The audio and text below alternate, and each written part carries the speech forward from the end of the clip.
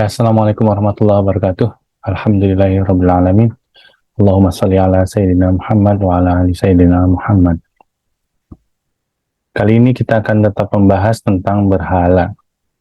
Sebelumnya sudah pernah dibahas, apakah berhala itu patung? Silahkan bisa cek di link bagian atas penjelasan mengenai berhala itu bukanlah patung. Kita akan membahas lebih detail kalau berhala bukan patung tapi manusia dan jin. Lalu manusia dan jin yang seperti apa berhala itu? Ya. Mari kita lihat di surat An-Nisa, surat keempat, ayat 117 dan 120. Di sana Allah mengatakan, langsung saja artinya, yang mereka sembah selain Allah itu tidak lain hanyalah berhala. Dan dengan menyembah berhala itu, mereka tidak lain hanyalah menyembah setan yang durhaka. Setan itu memberikan janji-janji kepada mereka dan membangkitkan angan-angan kosong kepada mereka. Padahal setan itu tidak menjanjikan kepada mereka selain dari tipuan belaka. Kalau kita perhatikan ayat ini, maka kita lihat ada beberapa kata kunci. Yang pertama, berhala, itu menggunakan kata Arab Qur'annya adalah inasa. Yang kedua adalah setan. Yang ketiga adalah wurur atau tipuan. Jadi kita bisa menyimpulkan dari dua ayat ini bahwa yang pertama, berhala itu adalah setan yang wujudnya bisa dari manusia ataupun jin. Setan ini melakukan apa? Selalu melakukan gurur atau tipuan. Apa itu gurur atau tipuan? Dijelaskan di dalam tafsir Al-Misbah dari Profesor Quraisy Shihab mengatakan bahwa gurur itu sesuatu yang tampak luar menyenangkan, indah, tambahan dari saya, tapi di dalamnya terkandung hal-hal yang merugikan atau bencana. Ya, jadi berhala itu adalah setan yang selalu menghembuskan gurur yang kelihatannya dari luar itu menyenangkan, indah, tapi ternyata dia merugikan kita. Gitu. Karena dia berupa bencana, ternyata tidak seperti yang dibayangkan, seperti yang digambarkan oleh gurur itu. Mari kita lihat contoh gurur atau tipuan. Ini Allah menjelaskan di dalam surat Ali Imran, surat ketiga ayat 24. Di sana Allah mengatakan artinya ya, hal itu adalah karena mereka mengaku bahwa kami tidak akan disentuh oleh api neraka kecuali beberapa hari yang dapat dihitung. Mereka diperdayakan dalam agama mereka oleh apa yang selalu mereka adakan. Dari sini kita perhatikan ya, bahwa tetap menggunakan kata worro. Worro itu merupakan akar kata dari gurur, worro. Jadi mereka seolah-olah mengklaim bahwa kalau mereka pun masuk neraka, itu pun hanya sebentar. Hanya beberapa hari saja. Ada juga mengklaim bahwa kalau masuk neraka itu hanya sekedar pencucian dosa. Jadi hanya sementara, nanti akan dimasukkan ke dalam neraka kemudian. Itu klaim-klaim yang mereka yakini. Mereka ini bisa disebut pada saat turunnya ayat ini adalah tertuju pada kaum Yahudi. Ternyata klaim ini pun terdapat pada umat Islam. Nah, apakah itu klaim-klaim itu sebuah gurur atau tipuan? Kita harus mengeceknya. Kita jangan sampai tertipu terhadap klaim-klaim itu. Maka Allah memberikan informasi di dalam Al-Quran, contohnya di surat Al-Infitor, surat ke-82 dari ayat 14 sampai 16. Di situ Allah mengatakan, dan sesungguhnya orang-orang yang durhaka benar-benar berada dalam neraka. Mereka masuk ke dalamnya pada hari pembalasan. Nah, ini yang menjadi highlight, dan mereka sekali-kali tidak dapat keluar dari neraka itu. Jadi ini bantahan Allah terhadap klaim yang tadi, bahwa justru orang yang sekali masuk ke neraka maka tidak akan bisa keluar. Dan kalau kita cek keseluruhan ayat di dalam Al-Quran, bahwa tidak ada wahyu dari Allah dalam Al-Quran, orang yang di neraka kemudian hari akan diangkat ke surga. Tidak ada sama sekali. Itu bantahan dari Allah. Bantahan Allah yang lain di surat dan ayat yang lain, itu contohnya di Al-Maidah surat ke-5 ayat ke-37. Di sana dikatakan, mereka ingin keluar dari neraka, padahal mereka sekali-kali tidak dapat keluar daripadanya, dan mereka beroleh azab yang kekal. Lagi di surat Al-Baqarah, surat kedua, ayat 167. Dan berkatalah orang-orang yang mengikuti, seandainya kami dapat kembali ke dunia, pasti kami akan berlepas diri dari mereka, sebagaimana mereka berlepas diri dari kami. Demikianlah Allah memperlihatkan kepada mereka amal perbuatannya menjadi sesalan bagi mereka. Dan sekali-kali mereka tidak akan keluar dari api neraka. Dua ayat ini menjadi penguat bahwa wa ma hum bikharijina minan nar. Sekali-kali mereka yang sudah masuk itu tidak dapat keluar dari neraka.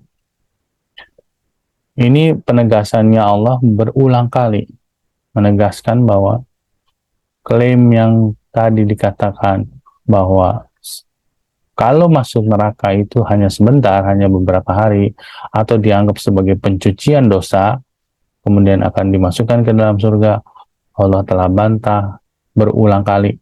Minimal yang saya temukan ada 3 ayat. Menandakan bahwa Allah sungguh-sungguh serius mengatakan dan akan terjadi di hari kiamat, di hari akhirat, bahwa mereka yang sudah masuk neraka itu tidak dapat keluar sama sekali dari neraka.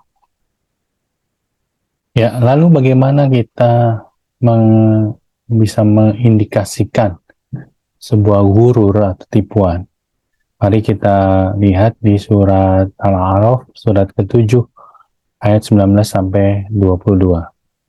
Yang artinya, dan Allah berfirman kepada Nabi Adam, hai Adam, bertempat tinggallah kamu dan istrimu di surga, serta makanlah olehmu berdua buah-buahan di mana saja yang kamu sukai, dan janganlah kamu berdua mendekati pohon ini, lalu menjadilah kamu berdua termasuk orang-orang yang zalim. Maka syaitan membisikkan pikiran jahat kepada keduanya untuk menampakkan kepada keduanya apa yang tertutup dari mereka, yaitu auratnya. Dan syaitan berkata, Tuhan kamu tidak melarangmu dan mendekati pohon ini, melainkan supaya kamu berdua tidak menjadi malaikat atau tidak menjadi orang-orang yang kekal dalam surga. Dan dia, syaitan, bersumpah kepada keduanya, sesungguhnya saya adalah termasuk orang yang memberi nasihat kepada kamu berdua. Maka syaitan membujuk keduanya dengan tipu daya. Ya, dari sini kita bisa mendapatkan pelajaran bahwa perintah Tuhan kepada Nabi Adam yaitu janganlah kamu berdua mendekati pohon ini. Lalu syaitan membujuk kepada Nabi Adam dan istrinya dengan membawa-bawa nama Tuhan. Kata syaitan, Tuhan kamu tidak melarangmu dan mendekati pohon ini.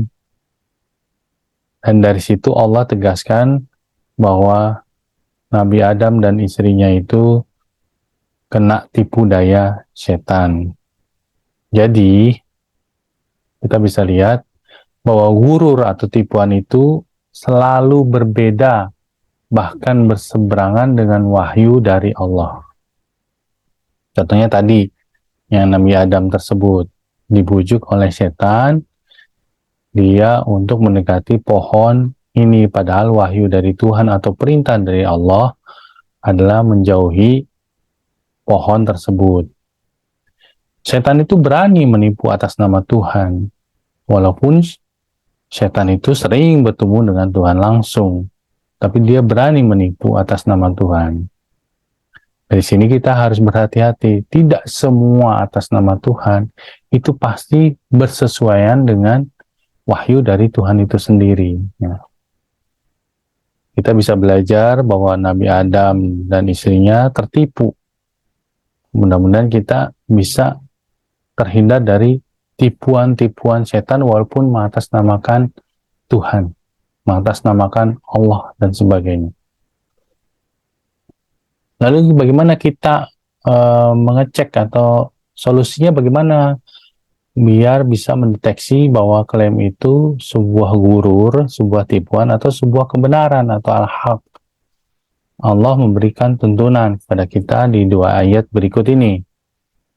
Dan di antara manusia ada orang-orang yang membantah tentang Allah tanpa ilmu pengetahuan, tanpa petunjuk, dan juga tanpa kitab yang bercahaya. Jadi banyak manusia ya, yang nanti membantah tentang Allah, maksudnya membawa-bawa atas nama Allah dan sebagainya, itu tanpa ilmu pengetahuan, tanpa petunjuk, bahkan tanpa kitab. Kitab apa yang dimaksud? Ditegaskan lagi di surat Al-Maidah surat 5 ayat 48, dan kami telah turunkan kepadamu Al-Quran dengan membawa kebenaran atau al-haq, membenarkan apa yang sebelumnya, yaitu kitab-kitab yang diturunkan sebelumnya, dan batu ujian muhaimin terhadap kitab-kitab yang lain itu. Maka putuskanlah perkara mereka menurut apa yang Allah turunkan, yaitu Al-Quran. Dan janganlah kamu mengikuti hawa nafsu mereka dengan meninggalkan kebenaran al-haq yang telah datang kepadamu.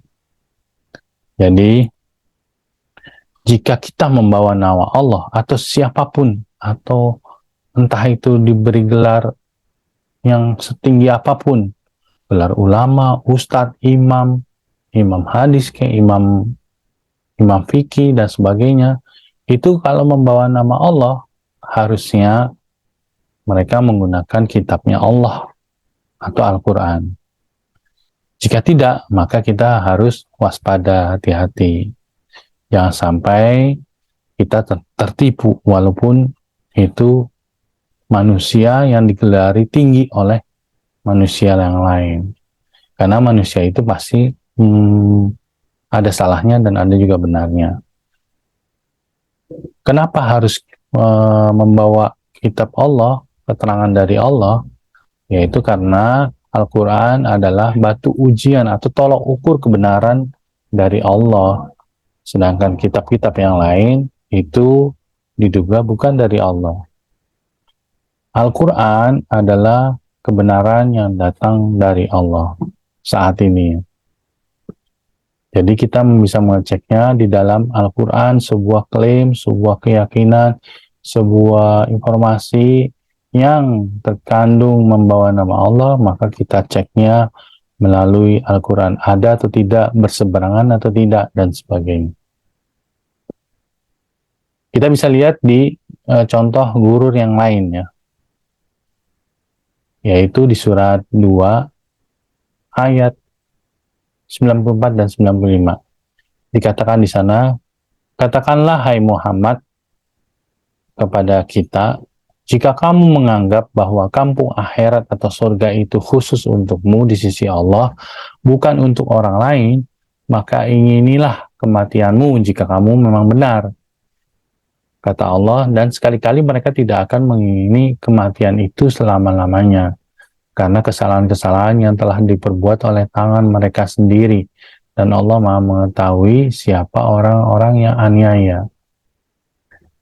Jadi jika ada klaim bahwa surga itu hanya khusus kamu atau kaum kamu saja, maka kita harus cek nih, apakah itu sebuah klaim dari Allah atau dari manusia dan jin.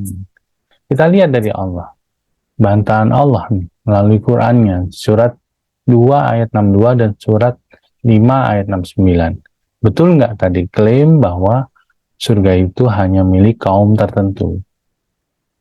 Sesungguhnya orang-orang mukmin, orang-orang Yahudi, orang-orang Nasrani, dan orang-orang Sabi'in, dan siapa saja di antara mereka yang benar-benar beriman kepada Allah, hari kemudian dan beramal soleh, maka mereka akan menerima pahala dari Tuhan mereka. Tidak ada kekhawatiran kepada mereka dan tidak pula mereka bersedih hati. Itu surat Al-Baqarah surat 2 ayat 62. Sesungguhnya, kata Allah lagi, orang-orang mukmin, orang-orang Yahudi, Sabi'in, dan orang-orang Nasrani, siapa saja di antara mereka yang benar-benar soleh, maka tidak ada kekhawatiran kepada mereka dan tidak pula mereka bersedih hati. Di surat Al-Maidah surat 5 ayat 69. Jadi, Allah berulang kali, ya, sampai disebut 2 kali, apapun kaumnya, apapun dalam tanda kutip agamanya, ini kan ada agama Yahudi, agama Nasrani, dan agama Sabi'in yang maksudnya tidak terkait dengan Nasrani, Yahudi, dan sebagainya.